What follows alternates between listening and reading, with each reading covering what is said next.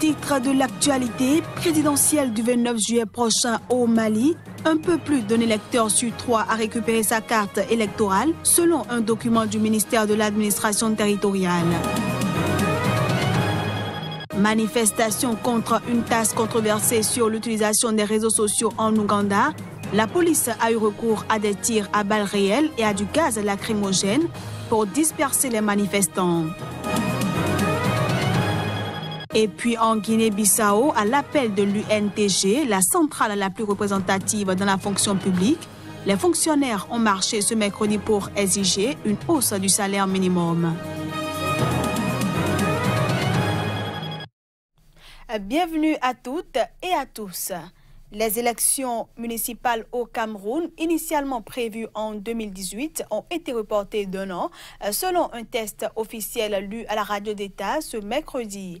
Le mandat des conseillers municipaux est prorogé pour une durée de 12 mois à compter du 15 octobre 2018, indique le décret signé du président Paul Biya, 85 ans, dont 35 au pouvoir. Cette décision marque le report des élections locales qui devaient en principe se tenir avant la fin de l'année, en parallèle d'élections présidentielles et législatives.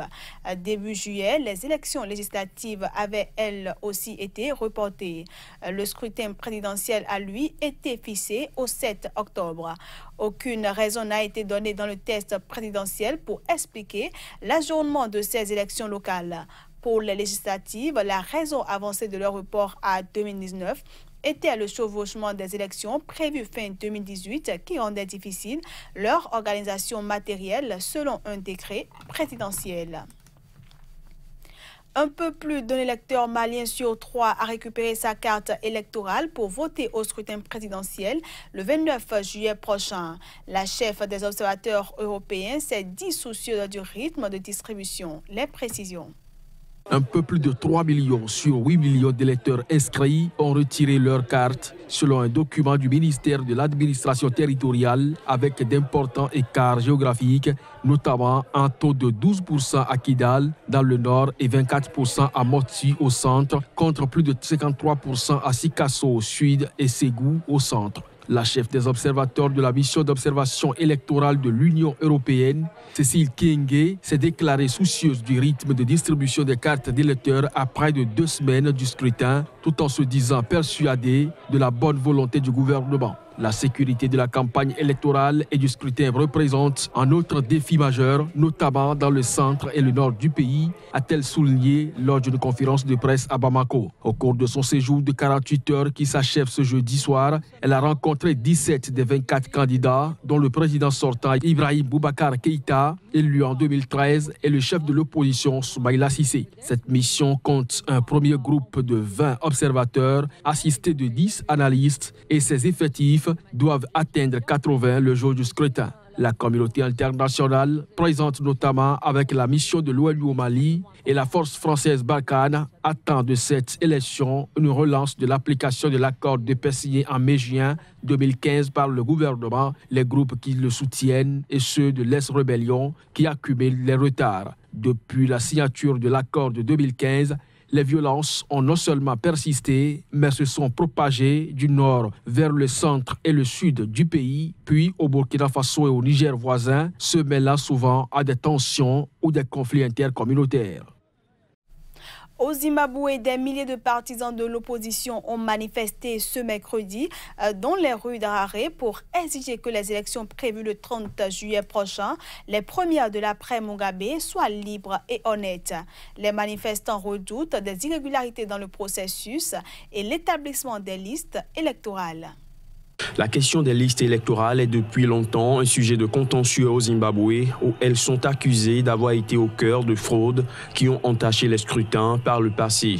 Un nouveau fichier électoral a été dressé pour les élections présidentielles et législatives de la fin du mois de juillet, mais le principal parti de l'opposition, le Mouvement pour un changement démocratique NDC, affirme qu'il présente des défauts et exige la transparence dans l'impression des bulletins de vote. Mercredi, des milliers de partisans du MDC portant les couleurs du parti et des t-shirts à l'effigie de son chef Nelson Chamisa ont commencé par danser avant d'entamer une marche vers la commission électorale où une pétition a été remise. Le président Emmerson Mnangagwa, qui a succédé à Robert Mugabe en novembre, a promis des élections libres, honnêtes et crédibles le 30 juillet prochain. Mais l'opposition a dit craindre que le scrutin soit faussé et a averti qu'elle n'y participerait pas s'il s'avérait truqué. La liste des inscrits devrait faire l'objet d'un examen attentif des observateurs étrangers qui seront déployés au Zimbabwe pour s'assurer de la crédibilité du scrutin de fin juillet. Allons à présent en Ouganda où la police a tiré et fait usage des gaz lacrymogènes ce mercredi pour disperser une foule de manifestants protestants contre une taxe controversée sur l'utilisation des médias sociaux. Depuis le début du mois, l'accès aux réseaux tels que WhatsApp, Facebook et Twitter, ainsi que les sites de rencontres Tinder et Grindr ont été bloqués à moins que les utilisateurs ne paient une taxe journalière de 200 shillings, soit 0,05 $. Les images. La police ougandaise a eu recours mercredi à des tirs en l'air et à du gaz lacrymogène pour disperser une manifestation organisée pour protester contre une taxe controversée sur l'utilisation des réseaux sociaux. La manifestation a attiré des dizaines de personnes qui ont marché vers le Parlement. Elle a commencé à dégénérer quand un large groupe de vendeurs de rue et de taxi-motos s'est opposé à la police, certains lançant des pierres. Selon la police, 2 manifestants avaient été arrêtés lors de cette manifestation. Depuis le début du mois de juillet, les utilisateurs des réseaux sociaux doivent s'acquitter d'une taxe quotidienne de 200 shillings, soit 0,05 $, pour accéder à WhatsApp, Facebook et Twitter, ainsi que certains sites de rencontres en ligne. En mars dernier, le chef de l'État Yoweri Museveni, lui-même un utilisateur régulier des réseaux sociaux, avec notamment 855 000 abonnés sur Twitter, avait écrit au ministère des Finances pour lui demander d'introduire la nouvelle taxe afin de lutter contre les conséquences du bavardage en ligne. Mais cette taxe a été dénoncée comme une entrave à la liberté d'expression par de nombreux hommes politiques d'opposition et des membres de la société civile. En Guinée-Bissau, les fonctionnaires ont marché ce mercredi dans la capitale. Objectif, exiger du gouvernement une hausse du salaire minimum et de meilleures conditions de vie. La marche a réuni environ 1 millier de personnes à l'appel de l'UNTG, la centrale la plus représentative dans la fonction publique, avec 8 000 membres sur quelques 13 000 fonctionnaires.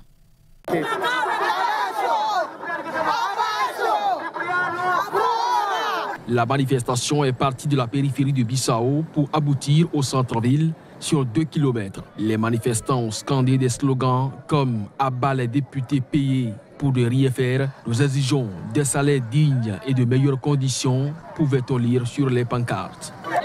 Nous ne revendiquons pas une augmentation, mais la réduction des écarts entre les salaires. Nous exigeons que soit respecté le décret signé par le président de la République et publié au bulletin officiel. Nous n'allons pas attendre que tout tombe du ciel. Tant que j'assume la direction de ce mouvement, nous allons continuer nos revendications. C'est un droit, car c'est nous qui produisons la richesse dans ce pays. Les salaires des députés sont passés de 650 000 francs CFA à 850 000 francs CFA fin mai, selon les sources parlementaires qui ont également fait état d'une dotation d'un véhicule 4x4 à chacun des 102 législateurs. Une augmentation salariale des ministres n'a pas été officiellement confirmée. L'UNTG réclame un relèvement du salaire minimum de 19 200 francs CFA à 59 000 francs CFA et de meilleures conditions de travail. Pour obtenir satisfaction, l'UNTG a organisé depuis 1 mois et demi 5 mouvements de protestation, dont une grève de 3 jours du 26 au 28 mai. Les revendications des agents de l'État sont justes, mais la méthode utilisée pour les faire satisfaire n'est pas appropriée car le gouvernement n'a pas les moyens de prendre en charge leurs revendications. Il a été formé pour organiser des élections et expédier les affaires courantes, a affirmé à la presse le Premier ministre Aristide Gomez la semaine dernière.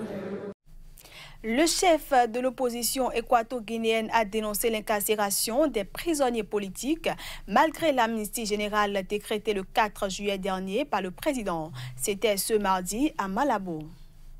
Les prisonniers politiques sont toujours incarcérés, et ce malgré le décret pris par le président équato-guinéen Teodoro Obiang Nguema le 4 juillet dernier. La loi en question prévoit l'amnistie totale pour les prisonniers politiques. Un texte qui, selon Gabriel Ntse-Obiang, leader du Parti citoyen pour l'innovation, n'est pas mis en application par le gouvernement. L'opposant affirme qu'une trentaine de militants de ce parti, toujours emprisonnés, attendent encore leur libération et demandent une explication au gouvernement. Le président Teodoro Obiang Nguema avait décrété à la surprise générale le 4 juillet dernier une amnistie totale en faveur de tous les prisonniers politiques et de tous les opposants condamnés ou interdits d'activité. La mesure a été prise par le chef de l'État avant un dialogue national qu'il a lui-même convoqué du 16 au 21 juillet avant de permettre une large participation de tous les acteurs politiques à cette rencontre. L'amnistie était l'une des principales conditions posées par l'opposition et la diaspora pour prendre part à ce dialogue national. En février, l'Union européenne s'était inquiétée de la forte détérioration de la situation des droits de l'homme en Guinée équatoriale, petit pays pétrolier d'Afrique centrale, dirigé par Teodoro Obiang Nguema depuis 1979. Ce journal se poursuit au Niger. Les 22 acteurs de la société civile poursuivis pour organisation d'une manifestation interdite, provocation directe à un attroupement non armé, complicité de dégradation de biens publics et privés, de violences et voies de fait ont comparu ce mardi devant le tribunal de grande instance hors classe de Niamey. On fait le point avec notre correspondant au Niger, Abdul Karim Mahamadou. Le procès qui s'est tenu sous haute surveillance des forces de l'ordre postées tout autour et à l'intérieur du palais de justice a duré près de 15 heures d'horloge. La mobilisation des citoyens, acteurs de la société civile et politique était aussi grande. Dans la salle d'audience, les débats ont été courtois mais souvent houleux lorsque pendant plus de 2 heures de temps, l'un des accusés, Nou Arzika, a battu en brèche toutes les accusations dont ils font l'objet et dit tout ce qu'il pense du régime du président Issoufou Mahamadou qu'il qualifie de dictatorial. Au terme de son réquisitoire, le procureur a requis 3 ans de prison ferme et 100 000 francs d'amende pour les 3 leaders, un an de prison ferme avec 100 000 francs d'amende pour une vingtaine de prévenus et 2 relax. L'un des avocats des acteurs de la société civile, Maître Boudal Mouloul et Fred, pense que le juge dira le droit en relaxant leurs clients lors du délibéré du 24 juillet prochain. Ce procès a un objectif politique assigné au pouvoir judiciaire. C'est au pouvoir judiciaire de porter haut la fierté d'être magistrat. Nous avons fait notre part de l'histoire. Il appartient au juge de l'audience de faire sa part de l'audience en âme et conscience et conformément aux dispositions de l'article 118 de la Constitution qui dit que les magistrats sont indépendants et ne sont soumis qu'à l'autorité de la loi. C'est difficile de résister, mais nous avons appelé les magistrats à résister et je pense que nous n'avons pas de bonnes raisons de douter de l'intégrité de nos magistrats. Pendant tout le temps qu'a duré le procès, les citoyens étaient mobilisés devant le tribunal dont l'accès a été interdit faute d'espace à l'intérieur.